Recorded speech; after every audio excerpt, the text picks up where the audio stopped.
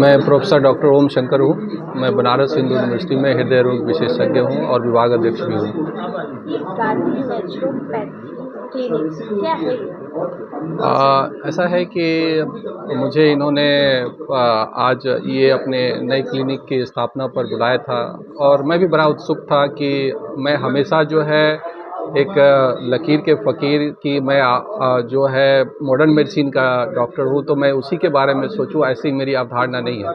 मुझे लगता है कि चाहे वो कोई भी प्रणाली हो, जो चिकित्सा प्रणाली है, अगर वो मनुष्य के लिए लाभकारी है तो अलग अलग जो है चिकित्सा प्रदान करने से बेहतर है कि सारी चिकित्सा पद्धति मिलकर एक ऐसी चिकित्सा पद्धति विकसित करे जो समाज के लिए कम खर्च पर बेहतर स्वास्थ्य सेवाएं दे पाए। आप आज के मॉडर्न मेडिसिन में उसकी भी कुछ अच्छाइयाँ हैं और जो नेचुरोपैथी या अदर आयुर्वेदिक या योगा अगर इस तरह की जो दूसरी चिकित्सा पद्धति है उसका भी अपना फ़ायदा है और वो फ़ायदा कैसे एक दूसरे के साथ आकर समाज को बेहतर दे सकता है, बेहतर बना सकता है, यही हम लोग की एक पहल के थ्रू हम लोग ये जांचना परखना चाहते हैं। चूँकि मैं मॉडर्न मेडिसिन का हूँ तो मैं समझता हूँ कि एविडेंस बेस्ड मेडिसिन यानी कि अगर आपके पास साक्ष्य है, किसी भी चीज़ के प्रमाण है, तो आप उस प्रमाण के आधार पर ही लोगों को ये बताएं कि ये सही है या गलत है। आज के समय में जो ये कह रही हैं, दावे हैं इनके कि ये चीज़ें जो है हम बेहतर कर सकते हैं। नेचुरली क्रोनिक डिजीज में हो सकता है कि मॉडर्न मेडिसिन में भी ऐसा कहा गया है कि जो आपको लाइफस्टाइल मॉडिफिकेशन से यानी रहन सहन खान पान में बदलाव से आप बहुत सारी बीमारियों पर काबू पा सकते हैं। तो इनका कहना जो है गैर वाजिब नहीं है और ये कितना वाजिब है और कितना स्तर तक इसको अपनाया जा सकता है, इसमें कॉशंस और प्रिकॉशंस भी होना चाहिए। अगर कोई एक्यूट इलनेस है, जैसे हार्ट अटैक हो गया या ब्रेन स्ट्रोक हो गया या किडनी खराब हो गई या कोई सीवियर इन्फेक्शन हो गया, तो इस कंडीशन में इसको नहीं अपनाना चाहिए। इस कंडीशन में आपको मॉडर्न मेडिसिन की हेल्प को अभी लेनी चाहिए क्योंकि इसके बारे में कोई साक्ष्य नहीं है। लेकिन क्रोनिक बीमारियों में जहाँ पर कि मॉडर्न मेडिसिन में क्यूरेटिव ट्रीटमेंट नहीं है, ये इलाज जड़ से नहीं करता है, ये क्षणिक इलाज यानी सिम्टम का इलाज करता है। तो अगर ऐसी नेचुरल व्यवस्था से अगर हम उसके ऊपर कार्य कंट्रोल कर सकते हैं तो हमारे समझ से ऐसी चिकित्सा पद्धति को पहले जांचा परखा जाना चाहिए, फिर समाज में और बच्चों को शिक्षा में हमारे रहन सहन खान पान में बचपन से इंटीग्रेट कर।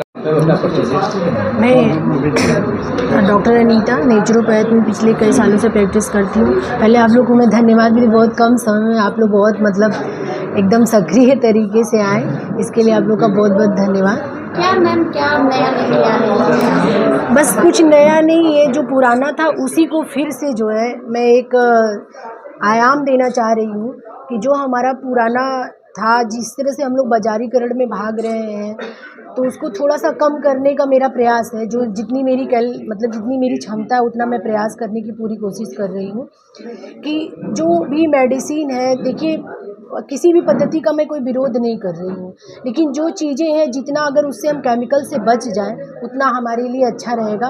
और अगर प्राकृतिक तरीके से अगर हम जी कर स्वस्थ रहें, क्योंकि हम बीमार होने के लिए तो पैदा हुए नहीं हैं कि रोज़ सुबह उठे तो फिर पिल्स खाएं तो फिर चले 10 कदम, फिर शुगर का दवा खाएं तो फिर थोड़ा देर दौड़ें, फिर चले 4 किलोमीटर। भाई मेरा मन नहीं कर रहा है 4 किलोमीटर दौड़ने का, तो कोई ज़बरदस्ती तो है नहीं, बट लेकिन अगर हमें डायबिटिक हो गया तो हमें चलना है 30 मिनट 45 मिनट।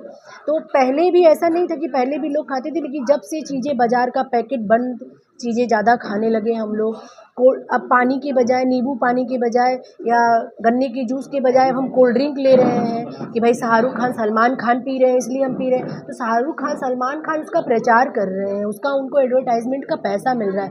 ये हमारे यूथ को, ये हमारे बच्चों को, ये हमारे भविष्य को समझना चाहिए। देखिए अगर नहीं समझेंगे तो फिर वही 14 साल में डायबिटिक हो रहे हैं, बीपी के पेशेंट हो जा रहे हैं, ओवरवेट हो जा रहा है फट से।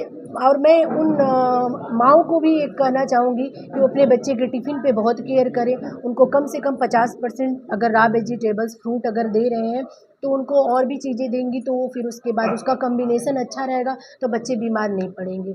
आज की देखिए अटेंडेंस स्कूलों में जाकर देखिए 90% अटेंडेंस किसी भी स्कूल में बच्चे का नहीं है, 60-70% है, तो बहुत अच्छा है।